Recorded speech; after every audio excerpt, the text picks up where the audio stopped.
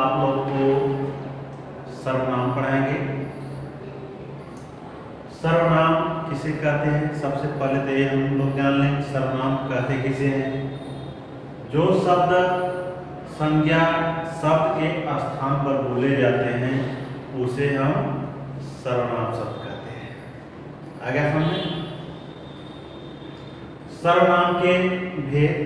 चलो सर्वनाम के हम भेद पढ़ लेते हैं। सर्वनाम के भेद नंबर 1 हमारा है पुरुषवाचक सर्वनाम। नंबर 1 है पुरुषवाचक सर्वनाम। अब इसमें क्या होता है? वार्तालाप। वार्तालाप का मतलब होता है बातचीत। बातचीत के समय 3 प्रकार के व्यक्तियों का क्या होता है? वार्तालाप का अंश बनना पड़ता है, यानी 3 लोगों की उसमें चर्चा की जाती है। जैसे नंबर 1 होता है बोलने वाला। 3 लोग कौन कौन होते हैं? नंबर 1 बोलने वाला, नंबर 2 सुनने वाला और नंबर 3 कोई अन्य जिसके बारे में बोला जाता है। ये 3 व्यक्तियों का जो है अंश बनाना पड़ता है। जब तक ये 3 नहीं रहेंगे तब तक जो है पुरुषवाचक सर्वनाम नहीं माना जाएगा। अब जैसे अब हमें समझ लेते हैं कि अब पुरुषवाचक सर्वनाम में 3 अंश होते कौन कौन है। ध्यान देना आप लोग। नंबर 1 उत्तम पुरुष। नंबर 1 कौन सा होता है? उत्तम पुरुष। उत्तम पुरुष वह होता है बात करने वाला या लिखने वाले को हम क्या कहते हैं? उत्तम पुरुष। जैसे मान लो हम आपसे बात कर रहे हैं या हम किसी के बारे में लिख रहे हैं तो मैं क्या हूं? उत्तम पुरुष। मैं क्या हूं? उत्तम पुरुष। या आप ऐसे कहते हो जो बोलने वाला होता है या फिर लिखने वाला होता है वह होता है उत्तम पुरुष। जैसे मैं, हम, हमें, मुझे, आप। मैं क्या है? उत्तम पुरुष। मैं यानी मेरे लिए प्रयोग हो रहा है। हम यानी किसके लिए प्रयोग हो रहा है? यानी मेरे लिए प्रयोग हो रहा है। हमें किसके लिए प्रयोग हो रहा है? यानी मेरे लिए प्रयोग हो रहा है। मुझे किसके लिए प्रयोग हो रहा है? मेरे लिए प्रयोग हो रहा है। ये सब किसमें आएंगे? उत्तम पुरुष में। नंबर 2 कौन सा पुरुष आता है? मध्यम पुरुष। कौन सा आता है? मध्यम पुरुष। अब मध्यम पुरुष में क्या होता है? बोलने वाला व्यक्ति जिससे बातें करता है। बोलने वाला व्यक्ति जिससे बातें करता है वह होता है मध्यम पुरुष। जैसे मैं क्या हो गया? मैं उत्तम पुरुष। और मैं किससे बात कर रहा हूं? आपसे बात कर रहा हूं। किससे बात कर रहा हूं? आपसे बात कर रहा हूं। तो आप क्या हो गए? मध्यम पुरुष। यानी कहने का मतलब मैं जिससे बात कर रहा हूं तो जिससे बात कर रहा हूं वही क्या हो गया? जो सुन रहा है मेरे बातों को वही क्या है? मध्यम पुरुष है। तो आप क्या हो गए? मध्यम पुरुष हो गए। मैं बात कर रहा हूं तो मैं क्या हो गया? उत्तम पुरुष हो गया। आप मेरी बातों को सुन रहे हैं तो आप क्या हो गए? मध्यम पुरुष हो गए, क्योंकि मैं अपनी बात आपसे कह रहा हूं और मेरी बात को आप सुन रहे हैं। आप हो गए मध्यम पुरुष। अब जैसे तुम, यानी आपके लिए हम प्रयोग करते हैं कभी तुम का भी प्रयोग आपके लिए करते हैं। तुम्हें का भी प्रयोग आपके लिए करते हैं। आप कभी जो आपका भी प्रयोग जो है आपके लिए करते हैं। ये सब क्या है? ये सब क्या है? ये मध्यम पुरुष है। चलो नंबर 3 पे हम आते हैं। इसी पुरुष में अन्य पुरुष बोलने वाला या लिखने वाला जिसके बारे में बात कर रहा। बोलने वाला या लिखने वाला जिसके बारे में बात कर रहा है वह क्या हो गया? अन्य पुरुष। जैसे हम आपसे बात कर रहे हैं, हम तो उत्तम पुरुष हो गए, और आपसे बात कर रहे हैं तो आप मध्यम पुरुष हो गए। अब हम करते क्या है, किसी तीसरे के बारे में बात करते हैं, अन्य के बारे में बात करते हैं। जब हम किसी अन्य के बारे में बात करते हैं या फिर चर्चा करते हैं तो वहाँ होता है अन्य पुरुष, क्योंकि वहाँ पर वो तो है नहीं, वह आदमी हमारे पास तो है नहीं, साथ में है नहीं, तो हम आपसे बात करते हैं उसके बारे में, यानी उसके बारे यानी अन्य के बारे में हम बात करते हैं। जब हम अन्य के बारे में बात करते हैं वह होता है हमारा अन्य पुरुष। अब जैसे देख लेते हैं वह, अब जैसे हम करते क्या है, आप और हम बात कर रहे हैं तो बात करते हैं, बोलेंगे वह लड़का बहुत अच्छा था, कहते हैं ना वह लड़का बहुत अच्छा था। वह लड़का है नहीं हमारे पास, हमारे साथ भी नहीं है, लेकिन फिर भी जो है उसकी चर्चा हम करते हैं कि वह लड़का बहुत अच्छा है। वे लोग वहां जाते हैं, वे लोग वहां पे जाते हैं, तो वे लोग तो है नहीं, हमको दिख नहीं रहे, फिर भी हम लोग क्या कर रहे हैं, उसकी चर्चा कर रहे हैं। उसे लोग उस दिन बहुत मारे, यानी वो लड़का हमारे पास नहीं है, फिर भी जो है हम लोग क्या कर रहे हैं, आपस में बात करते हुए उसे लोग जो उस दिन बहुत मारे, यानी हम अन्य की बात कर रहे हैं।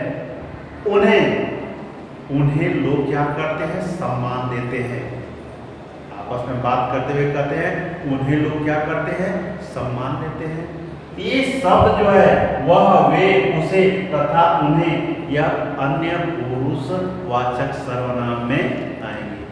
तो आपको तो समझ में आ गया होगा कि ये पुरुष कितने होते हैं। पुरुष जो होते हैं वो 3 प्रकार के होते हैं। पहला उत्तम पुरुष आपको बता दिए, मध्यम पुरुष बता दिया और अन्य पुरुष।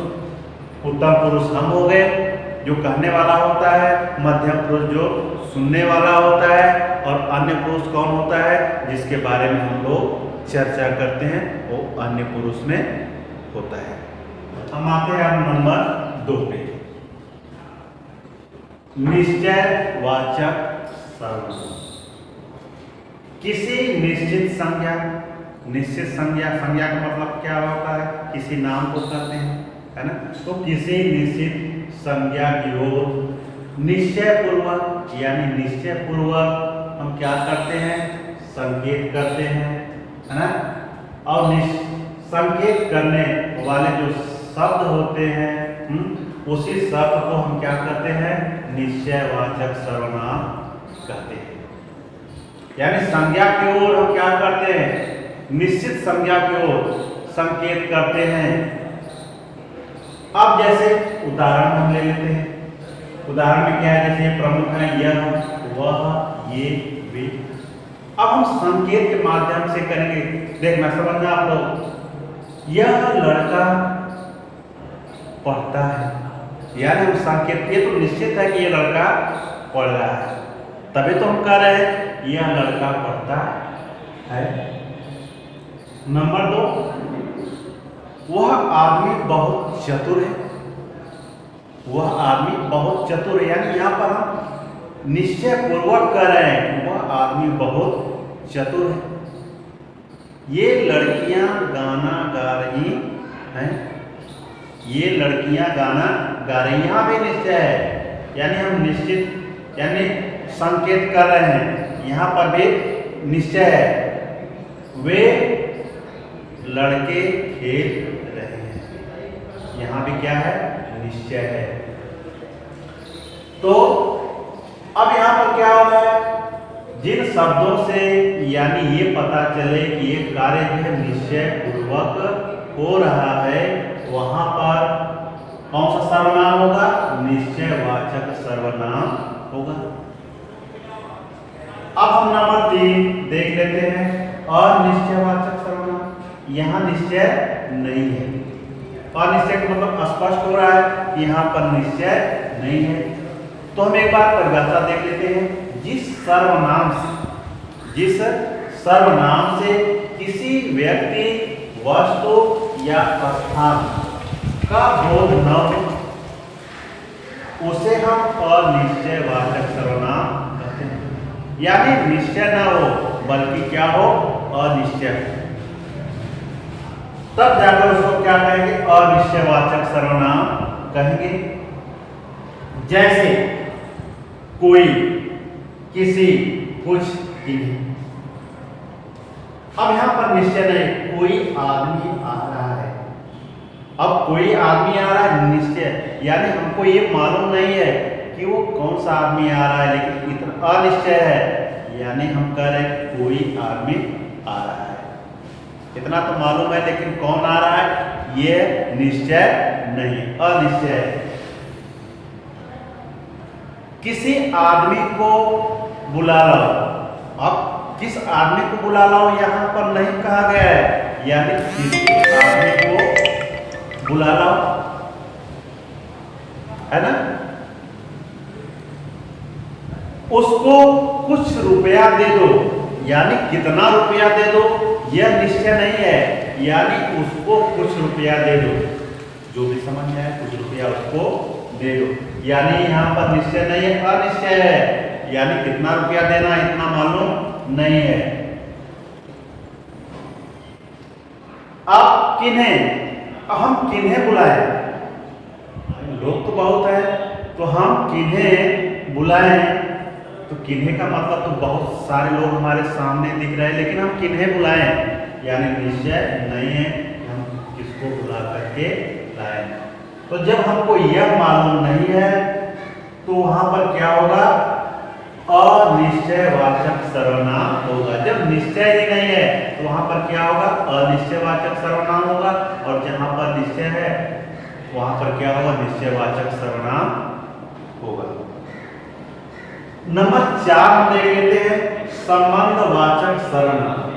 संबंधवाचक सर्वनाम में क्या होता है, जो सर्वनाम वाक्य में आने वाले, जो सर्वनाम वाक्य में आने वाले दूसरे सर्वनामों से क्या करते हैं, संबंध बताते हैं, उसे हम क्या करते हैं, संबंधवाचक सर्वनाम कहते हैं। अब जैसे जो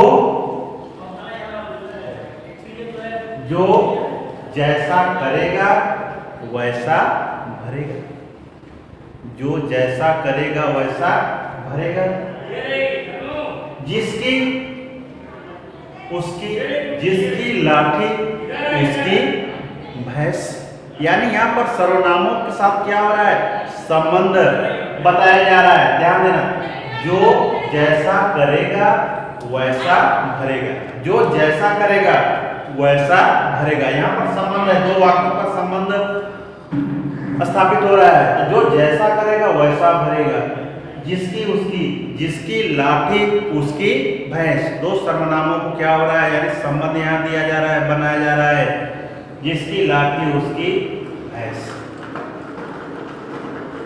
जिसने वह, जिसने कहा होगा वह सुना, जिसने भी कहा होगा वह सुना होगा, वह आदमी सुना होगा। आगे समझ, जिसने भी कहा होगा वह आदमी ने सुना होगा। तो यहाँ पर क्या हो गया, यानी संबंधवाचक सर्वनाम, यानी एक साथ जो है यहाँ पर दो वाक्यों का क्या दिखाया जा रहा है, संबंध दिखाया जा रहा है, और जहाँ पर संबंध दिखाया जाएगा वहां पर होता है संबंधवाचक सर्वनाम। नंबर 5 प्रश्नवाचक सर्वनाम हम देख लेते हैं। प्रश्नवाचक सर्वनाम में क्या होता है, जिन सर्वनाम शब्दों से प्रश्न प्रकट होते हैं उसे हम क्या कहते हैं, प्रश्नवाचक सर्वनाम कहते हैं। जैसे तुम्हारा क्या नाम है, अब वाक्य से हमें क्या हो रहा है, यानी वाक्य जो है प्रश्नवाचक वाक्य हमको लग रहा है, तुम्हारा क्या नाम है। अब तुम्हारा क्या नाम है, यानी हम आपसे प्रश्न कर रहे हैं, तुम्हारा क्या नाम है, आगे प्रश्नवाचक चिन्ह भी लगा है। बाहर कौन खड़ा है, यानी प्रश्न किया जा रहा है, बाहर कौन खड़ा है। तुम्हें किसने बुलाया, तुम्हें किसने बुलाया, यानी यहाँ पर प्रश्न किया जा रहा है, तुम्हें किसने बुलाया। नंबर 4 तुम यहाँ क्यों आए हो? यहाँ पर भी प्रश्नवाचक चिन्ह लगाया गया है। तो जिन सर्वनाम शब्दों से ये प्रश्न प्रकट होता है वहां पर होता है प्रश्नवाचक सर्वनाम। आगे समझे। और हमारा अंतिम है छठा निजवाचक सर्वनाम। निज का मतलब होता है अपना। निज का मतलब क्या होता है? अपना। तो निजवाचक सर्वनाम यानी स्वयं के लिए प्रयुक्त। निज का मतलब होता है अपना यानी स्वयं, यानी स्वयं के लिए प्रयुक्त सर्वनाम शब्द ही क्या होता है? निजवाचक सर्वनाम होता है। जो स्वयं के लिए प्रयुक्त हो शब्द वही होता है निजवाचक सर्वनाम। जैसे मैंने स्वयं अपना काम किया, यानी अपने लिए प्रयुक्त हो रहा है। मैंने स्वयं अपना काम किया, है ना। नंबर 2, मैं अपने आप ही घर चला जाऊंगा। मतलब हमको किसी की जरूरत नहीं है, किसी की सहायता की जरूरत नहीं है। मैं अपने आप ही घर चला जाऊंगा, स्वयं चला जाऊंगा। नंबर 3, उसने खुद अपना सामान गाड़ी में चढ़ा दिया। उसने अपना खुद यानी किसी की जरूरत वो नहीं समझा, अपना सामान जो है वो खुद यानी स्वयं क्या कर दिया? चढ़ा दिया। तो ऐसे अगर सब आते हैं, ऐसे वाक्य आते हैं तो आप समझ जाना कि वहां पर कौन सा सर्वनाम होगा? निजवाचक सर्वनाम। जहां पर केवल अपने लिए शब्द का प्रयुक्त होता है वहां पर निजवाचक सर्वनाम होता है। इस तरह से हम लोग का सर्वनाम पूरा हुआ और सर्वनाम के जो भेद हैं उनको भी आप लोग पूरी तरह से समझा दिए।